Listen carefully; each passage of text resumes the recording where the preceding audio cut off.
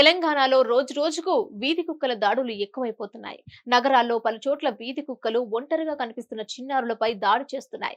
ఇటీవల ఇలాంటి ఘటనలు నిత్యం వెలుగులోకి వస్తున్నా కూడా అధికారులు ఏమాత్రం పట్టించుకోవడం లేదు.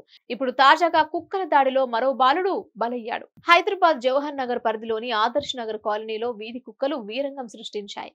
ఇంటి బయట ఆడుకుంటున్న 18 నెలల నీహాన్ అనే బాలుడిపై వీధి కుక్కలు విచక్షణ రహితంగా దాడి చేశాయి.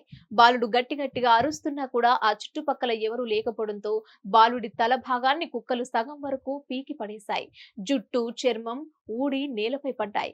అంతట్లోనే స్థానికులు అటువైపు రాగా కుక్కల దాడిలో బాలుడు ఏడుస్తూ కనిపించాడు. వెంటనే స్థానికులు కుక్కలను తరిమి కొట్టారు. వీధి కుక్కల దాడిలో బాలుడి ఒంటిపై తీవ్ర గాయాలయ్యాయి. దీంతో బాలుడిని తల్లిదండ్రులు హుటాహుటిన గాంధీ ఆసుపత్రికి తరలించారు. బాలుడు హాస్పిటల్లో చికిత్స పొందుతూ మృతి చెందాడు.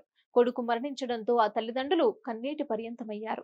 వీధి కుక్కల బెడద ఉందని పలుమార్లు అధికారులకు చెప్పినప్పటికీ పట్టించుకోని వైనం, దీనికి ప్రతిఫలంగా ఓ బాలుడు మృతి చెందిందంటూ స్థానికులు ఆగ్రహం వ్యక్తం చేస్తున్నారు.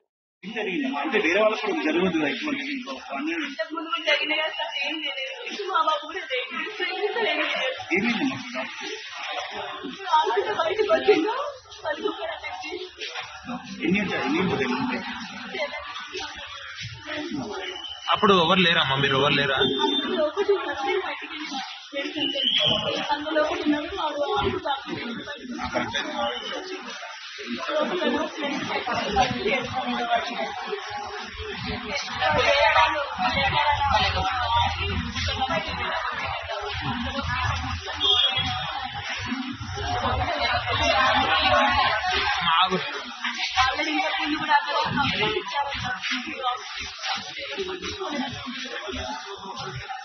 మీరంటే పెద్దగా